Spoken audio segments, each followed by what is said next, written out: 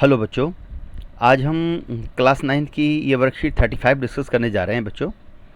और जैसे कि आप देख रहे हैं इसका टॉपिक है गति। तो शुरू करते हैं बात को।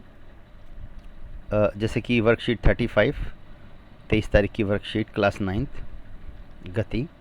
और पिछली वर्कशीट में हमने डिस्कस किया था कि गति के पहला समीकरण को कैसे वेग समय ग्राफ से हम जो है उसका निरूपण करते हैं। आज हम डिस्कस करेंगे कि दूसरे समीकरण को हम किस टाइप से निरूपित करते हैं। तो चलिए शुरू करते हैं। सबसे पहले बात इसमें ये करी गई है कि गति का दूसरा समीकरण क्या है और ग्राफिक विधि से इसे कैसे प्राप्त कर सकते हैं। तो जैसे कि हम जानते हैं कि जब कोई वस्तु सीधी रेखा में एक समान त्वरण से चलती है तो एक निश्चित समयांतराल में एक निश्चित दूरी तय करती है, जिसे हम गति के दूसरे समीकरण, और ये आ गया समीकरण S बराबर U T plus half A T square. बच्चों, यही है गति का दूसरा समीकरण, जिसको समय एवं स्थिति में संबंध के नाम से भी जाना जाता है। तो चलिए बात आगे बढ़ाते हैं कि जो मेन इम्पॉर्टेंट टॉपिक है इसका, कि ग्राफीय विधि द्वारा समय एवं स्थिति के बीच संबंध स्थापित करना, मतलब दूसरा समीकरण व्युत्पन्न करना। तो बच्चों, इसके लिए ये वाला जो ग्राफ है जिससे हमने प्रथम समीकरण पिछली बार डिराइव किया था, निरूपित किया था, ऐसे ही उसी तरीके से उसी वाले ग्राफ से वेग समय ग्राफ जो आप देख पा रहे हैं उससे ये काम आपको करना है। तो देखिए, इस वाले ग्राफ में इधर वेग लिया गया है और जो एक्स अक्ष है इधर समय आप देख पा रहे होंगे, ये वेग समय ग्राफ है और एक समान त्वरण का ग्राफ है, क्योंकि सीधी लाइन यहाँ पर है ये वाली, ये एक समान त्वरण का ग्राफ है। अच्छा, इसमें जो प्रारंभिक वेग है बच्चों, अगर आप ध्यान दें, ये प्रारंभिक वेग u है और अंतिम वेग ये वाला है बच्चों v। तो अगर कोई हमसे कहता है कि ये कितना हुआ bd, तो v माइनस यू, जिसको आप at भी लिख देते हैं यहाँ पे। तो आप ये समझ गए कि इस वाले डायग्राम की हमें मदद लेनी होगी। चलिए, अब यहाँ पर जो और बातें हमको बताई गई हैं, चलिए उनकी बात करते हैं। तो इसका दूसरे समीकरण का व्यंजक उत्पन्न करना, इसमें देखिए एक समान त्वरण से चल रही किसी वस्तु का वेग समय ग्राफ लीजिए, जो इधर राइट साइड में बना हुआ है। इसमें प्रारंभिक वेग 0 है, अंतिम प्रारंभिक ये वस्तु का प्रारंभिक वेग समय के साथ बढ़कर v हो जाता है। v अंतिम वेग है, u प्रारंभिक। वस्तु का वेग एक समान दर a से परिवर्तित हो रहा है, त्वरण a नियत है। अच्छा, b से एक लंब खींचा है, b से भी दिखाता हूँ आपको। और उसके बाद वस्तु के द्वारा तय की गई दूरी वेग समय ग्राफ से निश्चित समय में क्षेत्रफल के बराबर होती है। ये बात पिछली क्लास में बताई गई थी। इस प्रकार यहाँ वस्तु द्वारा तय की गई दूरी बराबर क्षेत्रफल आयत OADC का क्षेत्रफल। ये जो क्षेत्रफल है इसी से दूरी निकलेगी।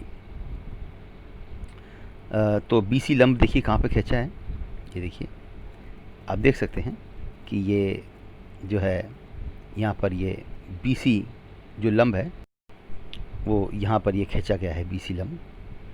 तो आपको मैंने दिखाया।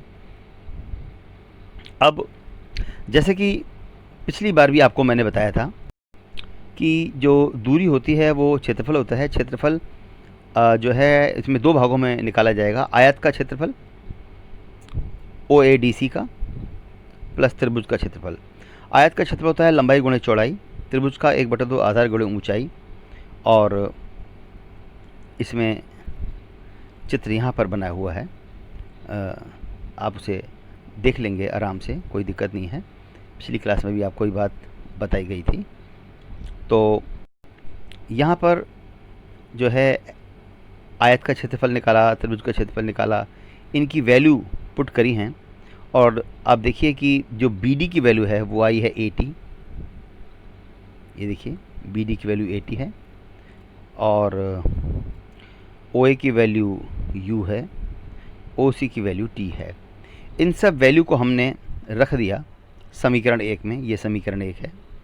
तो समीकरण में मान रखने पर हमें दूसरा समीकरण गति का मिल जाता है। ये देखिए, ये देखिए यहाँ पर हमको ये दूसरा समीकरण मिल जाता है, जिसको आप s बराबर U T plus half T square के नाम से जानते हैं बच्चों।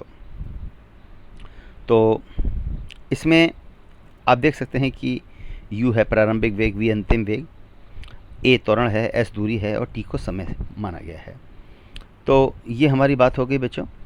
अब एक छोटा सा ये क्वेश्चन है, इसमें कहा गया है किसी चलती हुई बस पर ब्रेक लगाने पर गति की विपरीत दिशा में 6 मीटर प्रति सेकंड का त्वरण उत्पन्न होता है।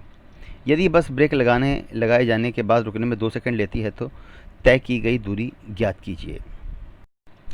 तो तय की गई दूरी बिल्कुल ज्ञात करेंगे। देखिए इसमें त्वरण है 6 मीटर प्रति सेकंड स्क्वायर, रुकने में समय लेता है 2 सेकंड। रुकने का मतलब है कि फाइनल वेलोसिटी 0 हो जाती है ना। और क्या दे रखा है, फाइनल वेलोसिटी 0 है इसके अंदर। तो देखिए आप, इन्होंने गति का समीकरण लगाया है पहला, फाइनल वेलोसिटी 0 है, u निकालना है, a -6 क्योंकि ब्रेक लगाने पर मंदन उत्पन्न हुआ है, समय 2 सेकंड है। तो बच्चों सॉल्व करने पर u कितना आया, 12 मीटर प्रति सेकंड। तो उसका जो प्रारंभिक वेग है वो आ गया 12 मीटर प्रति सेकंड, ये उत्तर हो गया। इसके अलावा एक और बात भी आपसे पूछी है और वो है तय की गई दूरी। तो देखिए दूसरा समीकरण लगाया, s बराबर u है 12, गुणा किया यू टी का, इसमें यहाँ पर उन्होंने 12 गुणे 2, हाफ a की वैल्यू डाली, t की वैल्यू 2 का स्क्वायर, तो s आ गया 12 मीटर। तो वस्तु के द्वारा तय की गई दूरी भी 12 मीटर है और उसका जो प्रारंभिक वेग वो भी 12 मीटर प्रति सेकंड है। तो इस टाइप से ये क्वेश्चन भी हो गया, गति के समीकरणों का इस्तेमाल करके ये क्वेश्चन किया गया। तो बच्चों इस प्रकार से ये सारे डिस्कशन हमारे हो गए। अब हम बात करते हैं प्रश्न उत्तर की। ओके, तो बच्चों अब हम अपनी वर्कशीट के क्वेश्चन आंसर डिस्कस करते हैं। सबसे पहले क्वेश्चन नंबर 1 देखिए। इसमें कहा गया कि गति का पहला और दूसरा समीकरण लिखिए। ओके, फिर लिखा हुआ है दूसरे समीकरण को वेग समय ग्राफ से व्युत्पन्न कीजिए, निरूपण कीजिए उसका। तीसरे में कहा गया कोई कार एक समान रूप से इतने त्वरण से चल रही है, 5 सेकंड में 5 मीटर प्रति सेकंड से 10 मीटर प्रति सेकंड की चाल प्राप्त करती है। मतलब उसका त्वरण तो ये है और समय 5 सेकंड, प्रारंभिक वेग 5, अंतिम वेग 10। उतने समय में कार का तय की दूरी निकालिए। ये 3 सवाल हैं बच्चों। तो चलिए तीनों का जवाब मैंने लिख दिया है। पहला सवाल, गति का प्रथम और दूसरा समीकरण, ये देखिए उसका उत्तर है। प्रथम समीकरण है v बराबर u प्लस AT, पहले भी आपको बताया गया है। तो पहले भी आपको बच्चों ये समीकरण बताया गया है, गति का प्रथम समीकरण u प्लस AT होता है। और जो दूसरा समीकरण है बच्चों, थोड़ा सा ऊपर अगर आप करके देखते हैं तो आपको दिखाई देगा कि गति का दूसरा समीकरण कौन सा है बच्चों। ये है s बराबर U T plus half AT square, ये है गति का दूसरा समीकरण।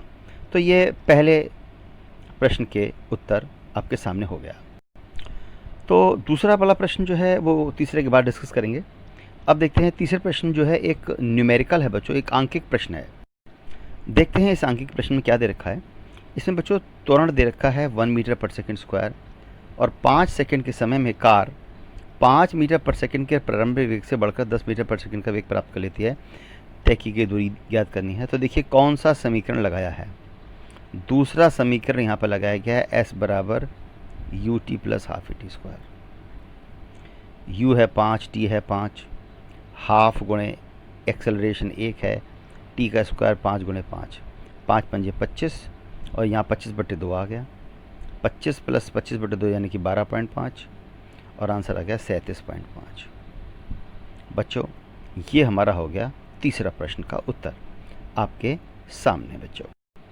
तो चलिए अब हम डिस्कस करते हैं दूसरा प्रश्न जो कि हमने अपनी वर्कशीट से लिया है। उसमें कहा गया है कि गति के दूसरे समीकरण को निरूपित कीजिए, उसका व्यंजक उत्पन्न कीजिए। तो बच्चों ये जो प्रश्न का जो चित्र है ये हमने ग्राफ से ही लिया है, अपने वर्कशीट में है और जो इसका सोल्यूशन है वो भी वहीं से हमने ये पिक किया हुआ है। जैसे कि आपको बताया गया है कि जो वेग समय ग्राफ के और समय के बीच का जो क्षेत्रफल होता है वो दूरी देता है पहले भी गति की प्रथम समीकरण भी ऐसे ही निकाली गई थी बच्चों। तो आप देख सकते हैं कि यहाँ पर s बराबर आयत का क्षेत्रफल गुणे प्लस त्रिभुज का क्षेत्रफल, ये लंबाई गुणा चौड़ाई से आयत का क्षेत्रफल, 1/2 आधार गुणा ऊंचाई से त्रिभुज का क्षेत्रफल। यहाँ सारी वैल्यू दे रखी है, पहले भी आपको समझाई थी मैंने। और इस प्रकार से वैल्यू पुट करी है बच्चों, तो आप देखिए कि हमारे पास क्या आ गया है, ये आ गया गति का दूसरा समीकरण।